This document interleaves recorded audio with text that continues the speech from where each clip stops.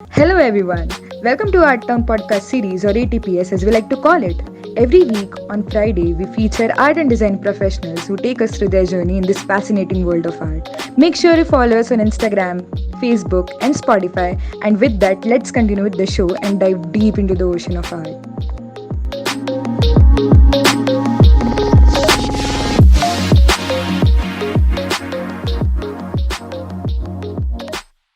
Making mini paper boats and letting them loose in puddles, or making paper airplanes and flying them literally everywhere possible, are some of our childhood memories that we all cherish a lot. But the art of folding paper is not limited to this at all.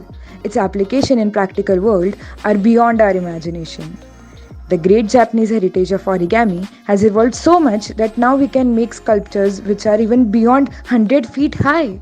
So this time we have with us a 5-time world record winning origami artist.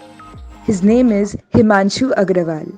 He pursued his childhood interest of making different kind of paper airplanes to become one of the most sought after Indian origami artists. He is a TEDx speaker and his art has been displayed all around the world. In this conversation, we will have a deep insight on the applications of this beautiful historic art and its evolution and practical world. Hi Himanshu, it's really nice to have you today. Thanks for joining us. So, before diving into the conversation about origami, I just want to ask you, how are you and how is quarantine treating you? Hi, thank you for calling me and talking with me. I'm fine. I hope you are fine as well. Uh, Yeah. well, quarantine is, it gets a bit depressing, but I've kept myself busy. I've been designing my own stuff, and I try to catch up with my friends on social media because I'm not too active on social media when life is busy and stuff. So yeah, it's going on. I hope you and your family are safe wherever you are. And has this lockdown given any inspiration for origami to you? Yes. See, the thing is that origami design as such, when we fold, when we are like as kids, we used to fold the paper boats and cranes and planes and stuff. But when we design origami, it requires a lot of deep thinking. It requires a bit of understanding about math and a bit of 3D visualization. So, like in the regular course of like daily life, when we are working for clients and all, there's not much time to explore new ideas, to explore new equations or forms of origami. So that is something that I've been able to do at length during the lockdown. So, as you said, most of us as a child have been folding papers and making crafts since the childhood. But Yeah. rarely do we think of pursuing it and be a master in it. So, what gave you the inspiration to take up origami and just explore it and learn it at the first place? Okay, so I think I got this gift on my 10th birthday. It was a book about paper airplanes. Now, I have told this to other people also that, like how when we are kids, we just know how to fold one type of paper airplane from notebook paper. So I was very fascinated when I saw that book and it had about 20 or 25 designs, all made from a single sheet of paper. And that kind of got me hooked on to folding things, folding meaningful things out of paper. So, and that's how it started. And well, so I started with paper planes, but then slowly I got onto representational origami, like folding animals, birds, etc. And that again fascinated me. Surprisingly, I was very bad at craft. So even today, like well, while cutting and drawing, I'm not very good. But folding is what I enjoyed, and I continued doing this. So Okay. as of That, now, this is like 31 years that I've been doing origami. wow, wow. It was quite surprising to know that you weren't good at craft. So, yeah. Yeah. So that's a kind of a misconception, because see, this I've been to very remote regions in India, in Maharashtra, and Mhm. also, I've been across the world and interact with a lot of students. So there is this kind of a misconception that origami is craft. It's meant only for children. but it's not really. It's just like paper. Like if a sculptor were to use marble as a medium, they could express themselves through that medium. So paper is a medium, and you can express yourself using that medium. And you won't believe, I have interacted with people who are like in prison, with children who have to walk like almost an hour daily to come to school, in the mountainous regions. There's a place called Mark Tamane in Maharashtra where I'd gone there. And, and so origami has this amazing thing that, it unifies. Everybody is delighted when they hold a piece of paper, they fold it, and they feel that sense of achievement that, oh, I made this like in 5 minutes that way. So Yeah, it's great. Yeah. I can completely relate on that. But one thing that I was wondering somehow, that we know that in childhood we kind of pursue some such things. We do craft, or we try to learn it. But liking something and wanting to have a profession in it, have a career in it, are two different things. So when was the time when you really thought that you can take this up as a profession, and what assured this idea in your head? I think it was 2000 or 2002. Toyota was launching Innova in India. And they, Mhm. because Toyota is a Japanese brand, so they wanted to do a TV commercial featuring origami. And I still remember that their tagline was, "How can something so spacious be so beautiful or so elegant?" Something like that.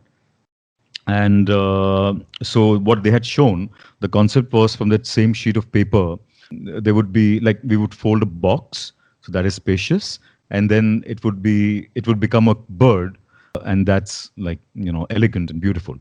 So the same art, the same paper became. So it was a creative campaign, and it ran for some time. It was very beautiful. So that was my first experience of doing origami commercially.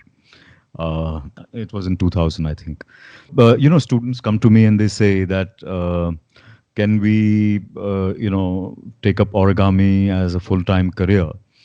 So the answer is always that how many people are willing to buy what you're going to sell. So the sad truth is that in at least here, uh, like people are not really willing to invest in art as such, like in this kind of art. So that's the thing. So even today, I am also like while I'm doing this. So, for example, like when I started with the Toyota Innova ad, it gave me an idea that okay, you could earn a little bit of money from that. It's not much, but it's something. So that was the kind of thing that really excited me to keep on continuing doing this at a professional level. See, we can always sit at home and fold and explore the art, the medium on our own desks. But it's a different kind of experience and a different kind of learning when you do it professionally, where people are going to look at it, where people are going to probably judge it. Yeah, and you get the chance to express and show it to public. So these are the kind of things that the factors that allowed me. So basically, by education, I am into I was in MICA, so I did a PG in advertising, and I worked as a writer for many years. And now I'm also into voiceovers and origami. So both things are balanced. Okay, that's really great. Considering origami is a very unique art, and there are very few people who are masters in it. So, from where did you learn the advanced steps of origami? Who guided you throughout your journey? Well, of course, when I was learning, I was growing up. We didn't have internet. There was no Amazon or online, whatever, YouTube, etc. So there were these origami societies around the world. So they used to publish magazines, and like I had subscribed to one of these, the American magazine, and I would fold from that. And it you can't imagine the experience, because it's like you order some, say, a book today, and it comes to you after 6 months or like that, like, and also, to save money even for a single book. Those times were very different from what you have now. Like now I meet kids and they have like 200 PDFs of something that I collected over 10 years or 20 years or something like that. So that's how I continued with my pursuit of learning, like practicing and learning origami.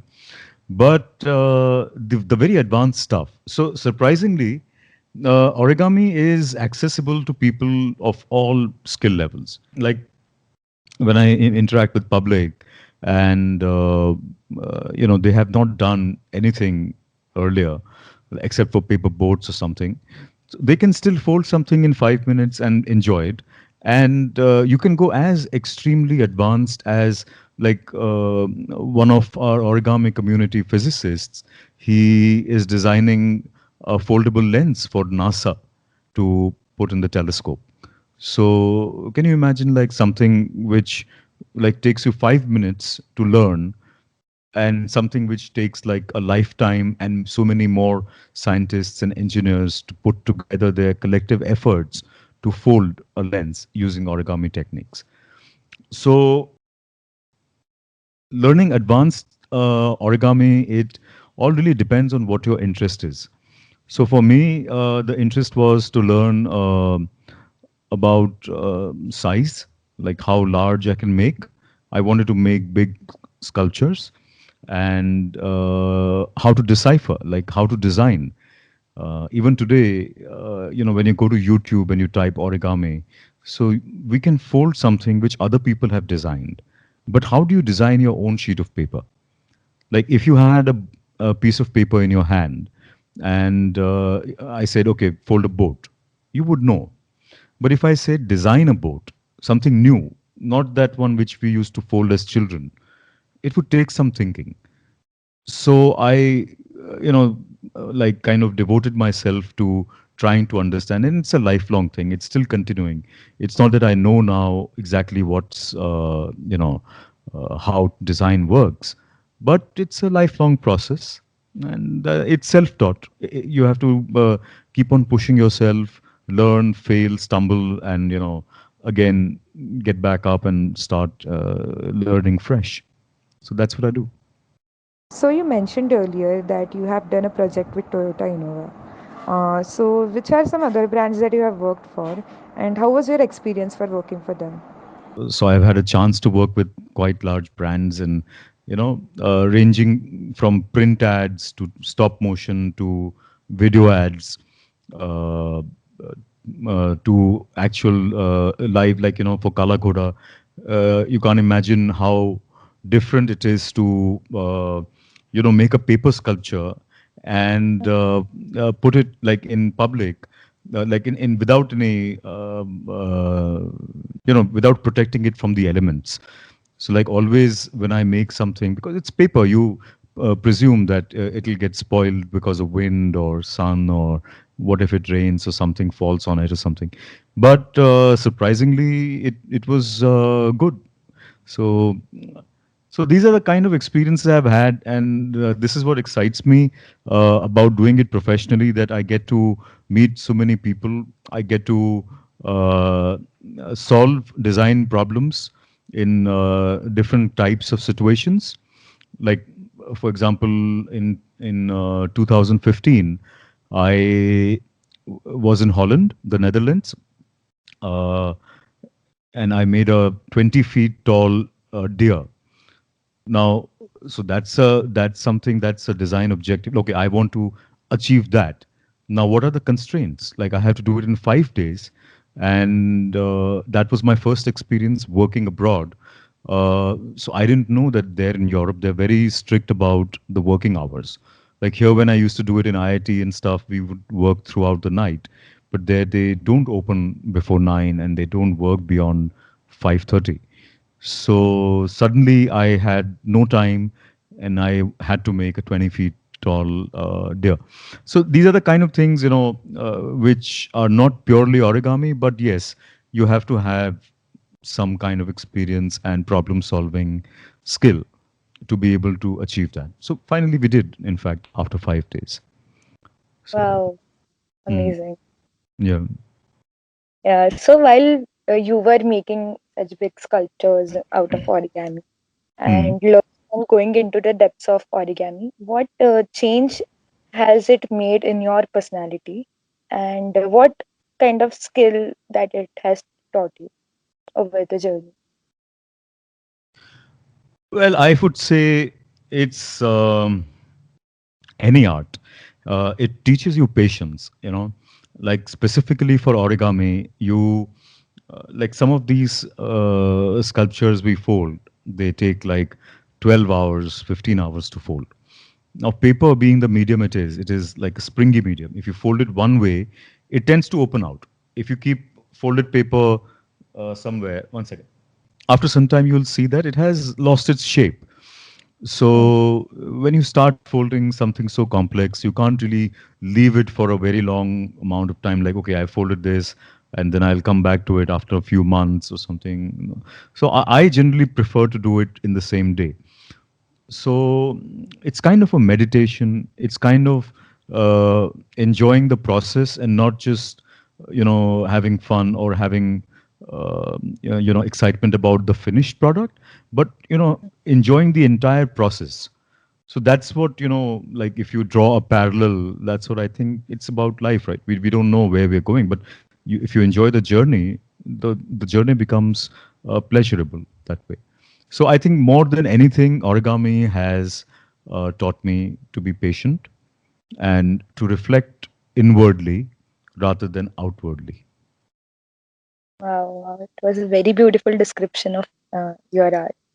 So Thank I know for a fact that you are one of the best origami artists that we have right now, and you have made our country very proud. So, what gave you the inspiration behind the five whooping world records that you have created? I wanted to see like what's the limit of paper. Like I was just usually we fold from let's say printer paper, which is A4 size, so you make an 8.5 inch square, or if you use like large sheets.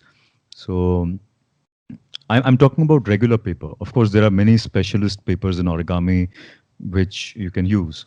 But I thought, okay, let me see if I can fold a life-sized animal, because by that time I used to love folding animals. I had grown out of paper airplanes. I wasn't folding planes anymore. So the first one that I made was an elephant, and that I folded in my building's compound. And after 3 or 4 days of intense folding and everything, when me and my team when we tried to lift it up, because when you're folding it, it's like lying on the side. So when we tried to lift it up to get into a standing position, all the paper it unfolded from within. So all that effort of 3 days, 4 days was gone. But it gave that vision that, oh, you can fold from a large sheet of paper, you can fold a life-sized animal, but of course there are technical difficulties which have to be overcome, learned, etc. So my first record was a 20 feet tall giraffe. That was in IIT Bombay in 2009. So yeah, and then so it's like about trying to find out how further can you push the boundaries, that way.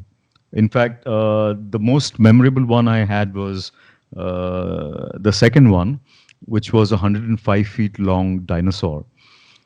Oh, So yeah, so that was done in Chennai. There was an unused airplane hangar, and we made like obviously you don't get such huge sheets of paper, so you glue many pieces together and get one large sheet. But it was awesome because if you stand at one corner, you can't even see the other corner of the paper. You're like a tiny ant on the sheet of paper. So of course, like the kids were very helpful, and like like the school kids and I, the college children and I, we made it. And so these are fun experiences. Like can you, like it's all limited by our imagination, right? So that's how I kept on doing. So I've done 5 so far. I wanted to do more, but then I shifted base to Poland. I was in Poland for 2 years, And after coming back, I haven't pursued that, but maybe I'll get again and make very large sculptures. Wow, it sounded really, really interesting. And Uh-huh. yeah, I have heard your TEDx talks, and it speaks about the evolution of origami and how origami has underwent changes in the last 50 years. So, would you like to brief us about that? The concept of the talk was that, you know, considering origami is an ancient art, it's said that, people used to fold when paper was first invented, so like about 2000 years ago.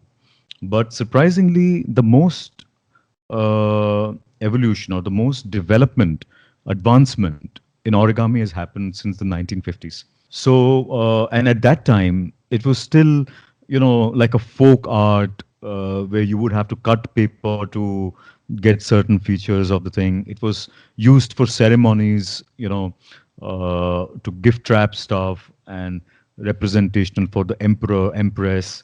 Um, and it was nowhere near the realism that we had that we have today.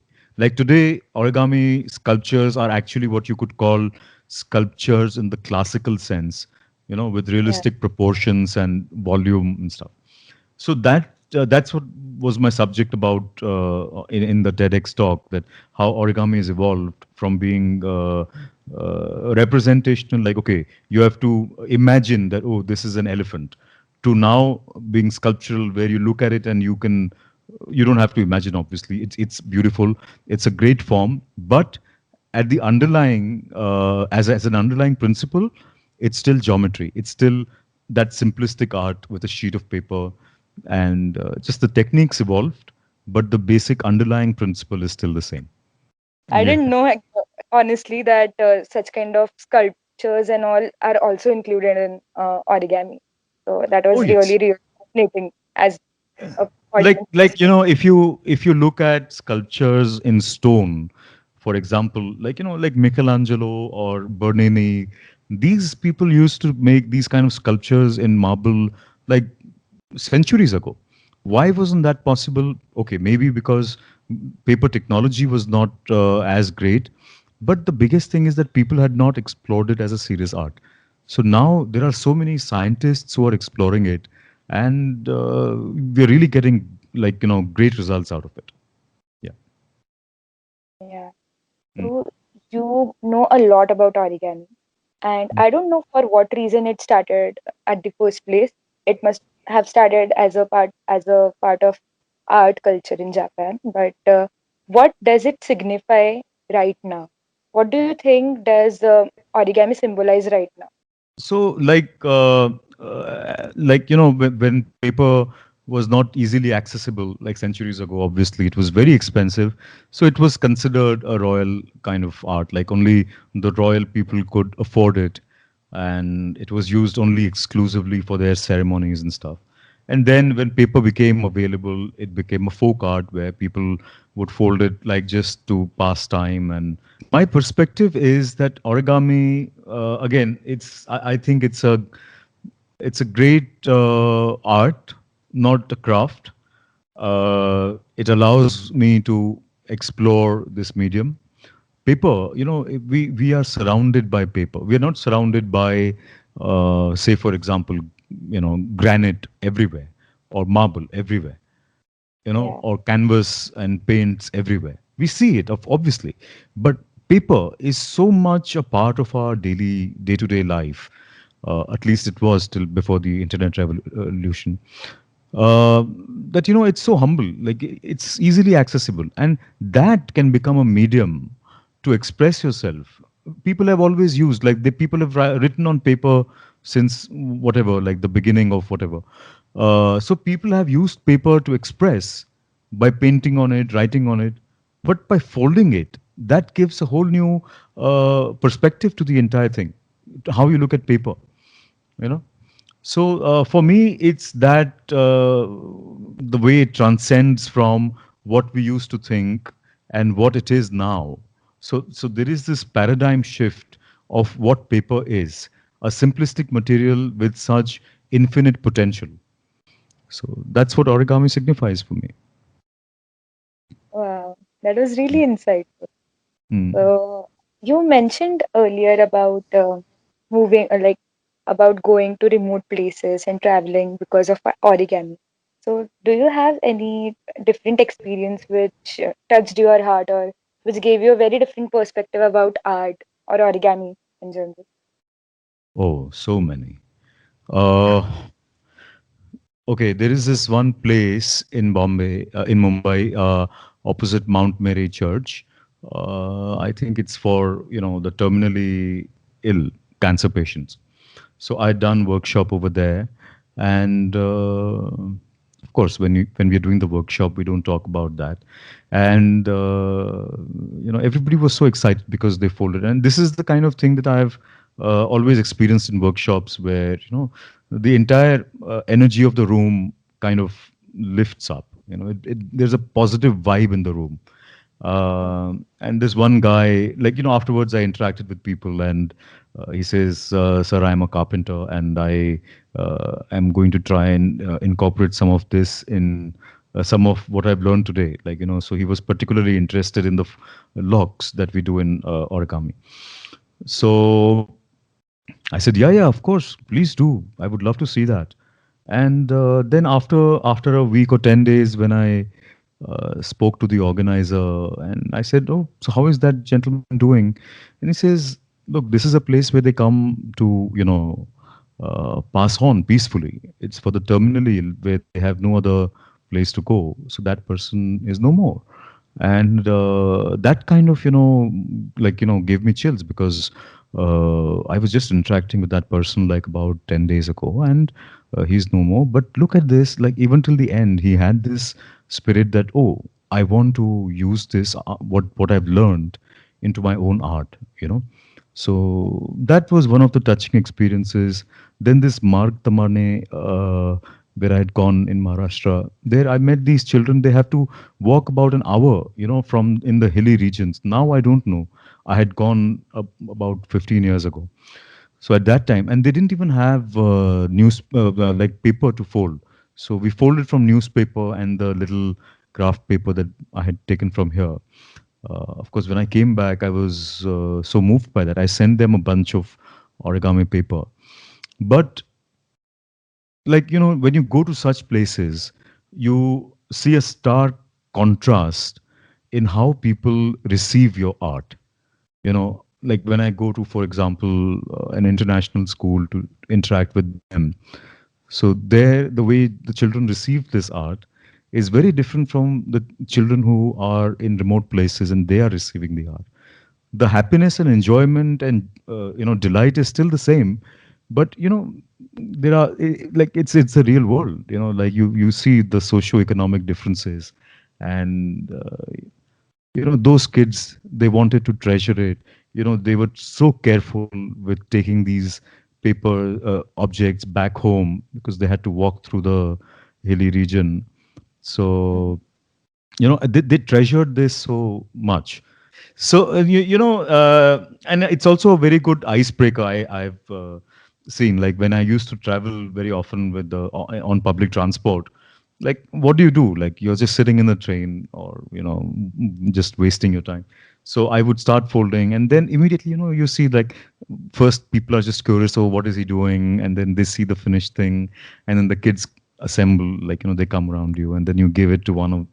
So it's a great icebreaker, and it helps you to connect with people. So there is a little bit of innocence in this, like it's not like, I've been to art galleries, museums everywhere worldwide, and there is a kind of stuffiness, in art circles a little bit. Like, people are talking about abstract concepts and art movements and history and stuff. But I treasure the innocence of what origami can do, and the fact that I can share it with children and, like, people of all ages and backgrounds. That's fun. Yeah. So, whatever you have told me right now, up till now, so I've got to know that there are many applications of origami, not just for art, but even in technology or other fields. So, where do you personally see origami in the future? Well, the origami uh, community at large, see, because now there are so many people of all different specializations coming into it, and they are finding out the potential of this. There is like no limit to what can be done. Like I was talking about this scientist who is studying the folding patterns of insects. Like these beetles, the small insects. Like they can take off immediately. They don't need to run to gather momentum and fly.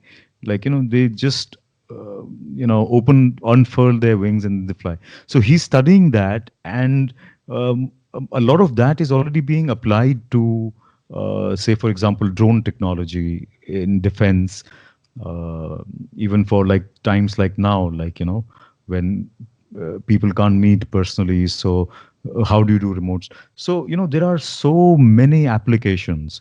Like, how do you make um, temporary shelters in places where there has been a natural disaster?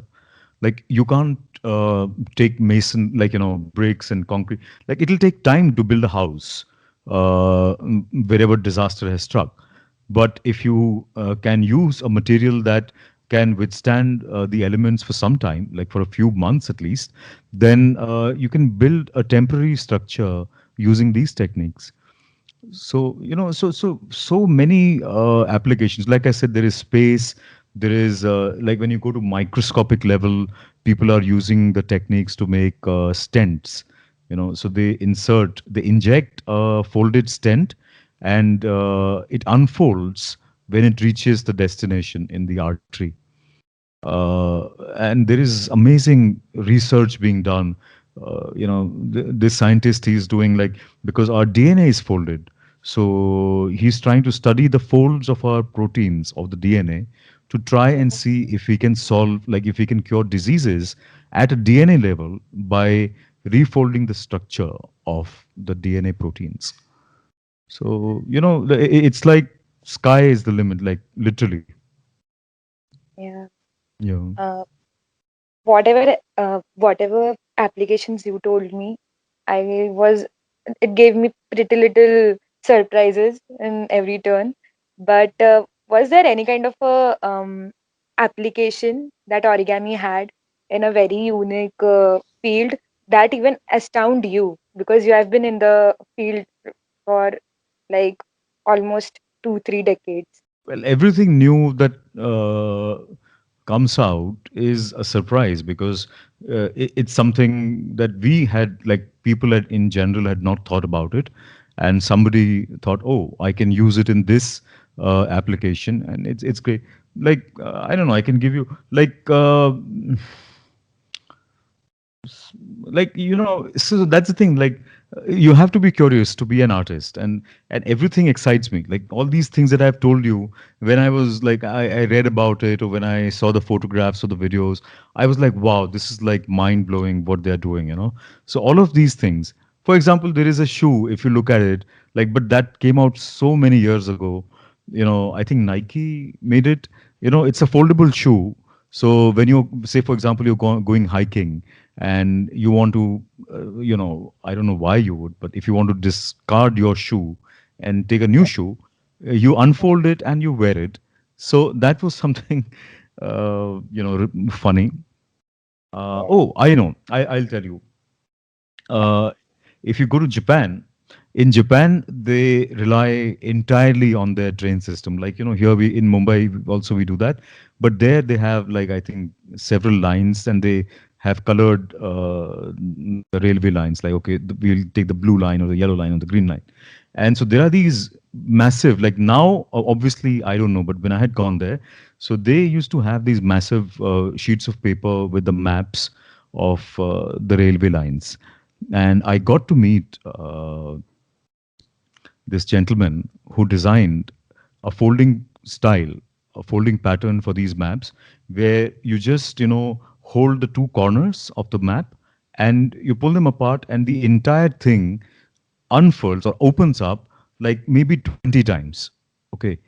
So that's the amount of compression. Can you imagine, like, to compress it and put it in your pocket, and then just open it, and it opens 20 times, and then again on the same folds, you don't have to keep on fumbling about how to refold it.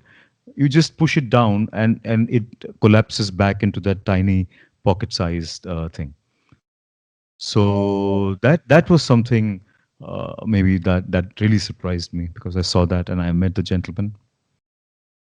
uh, so this origami thing is not stopping me from getting surprised at all. So Hmm. it's pretty amazing. Yeah. So you have done a lot of origami arts, a lot of sculptures. So any one of them specifically that is closest to your heart? Mm, well, I like the dinosaur that we had done in the airplane hangar, because that was particularly challenging. Then this deer was quite challenging. Mm, I'd done a large shoe for the Kalagoda Art Festival. That was quite memorable because, okay, so there is a story about it that if you look at the picture, so it's like a high heel shoe. Okay, and so I made it like an art piece or whatever.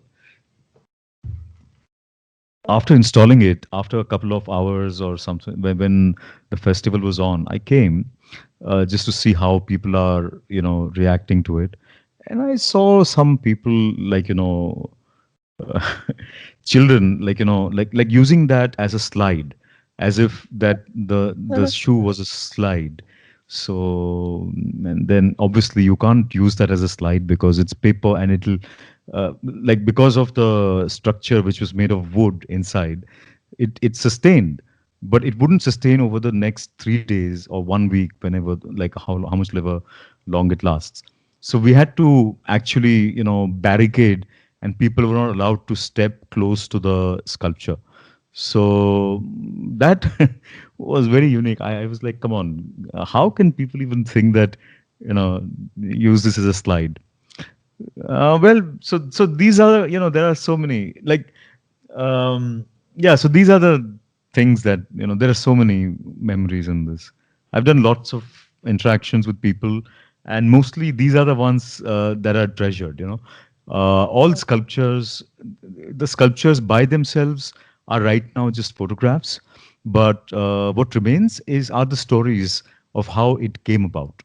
You know, so that's beautiful.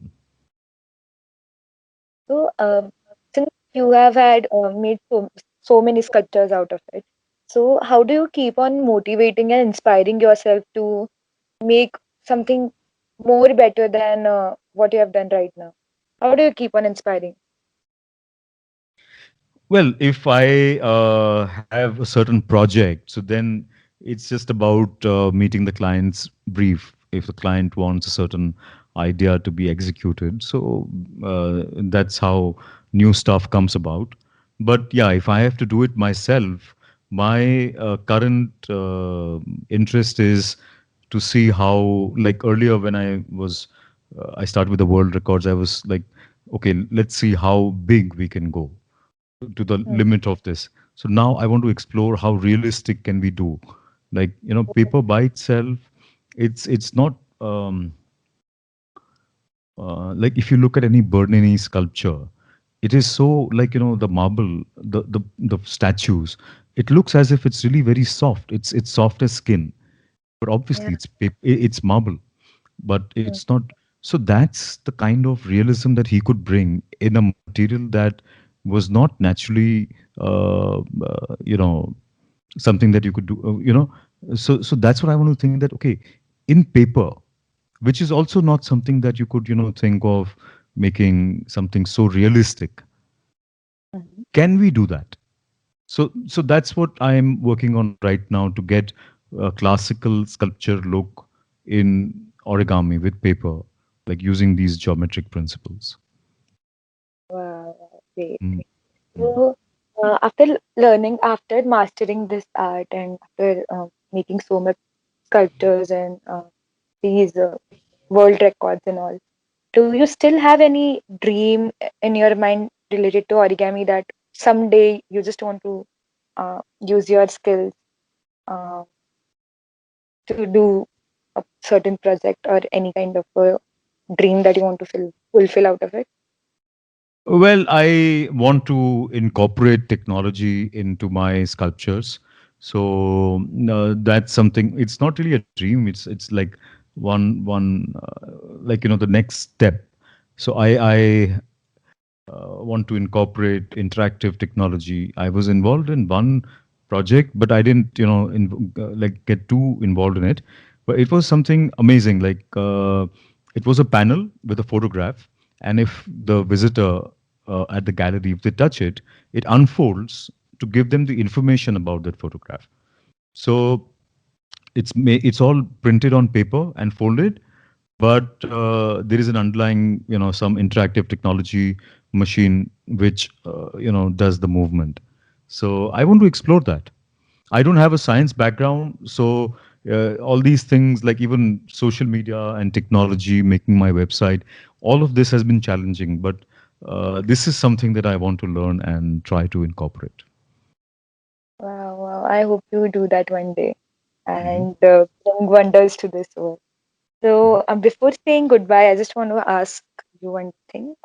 Do you have any suggestion that you want to give to the audience, or do you want to tell them anything that would motivate them to pursue and learn origami? Oh, uh, just enjoy. Anything that you pick up, like even sketching or anything, just have fun with it. If you enjoy what you're doing, then you want to do more of it, right? Uh, so keep that curiosity and excitement and fun alive, and just keep on pursuing it. Like if it gets boring for me, obviously, if it was so boring and hard work, I wouldn't have continued for so many years, right? Like the fact that it could sustain my interest for so long, and I'm not the only one. Like there are so many people in the world who have like been folding for lifelong, and so like as long as it is fun for you, keep on doing it. Don't stop pursuing it. About career, be a little more careful, because I meet people who fold from YouTube nowadays, and they are able to fold some advanced stuff, but so my advice is think 5 times before you leap into it as a career. If you have a solid plan, okay, this is what you're going to do, then you leap into it. Otherwise, in real life, when you have projects, uh, you don't know the kind of problem solving and quick thinking skills you need for this kind of work. So that's it. Have fun and think 5 times before you think of making it into a career. Yeah. But anyways, it sounds really fun to have as a hobby or as an Oh, interest, right? yes. Lifelong Yeah. hobby. Oh, yes. Yeah. Yeah. So it was really, really exciting talking to you, and I got to know a lot of things about origami, which I actually never thought that it must have it must be having so many applications and all. And it was so good, and it was very eye opener for me. So thank you so much for joining us.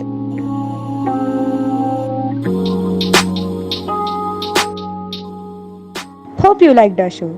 You can give your valuable feedback and suggestion of speakers you would like us to host next by writing us on www.arttown.store. Stay tuned to our channel as we are going to come up with brand new episodes every week on Friday. Don't forget to follow us on Instagram, Facebook, and Spotify. See you soon.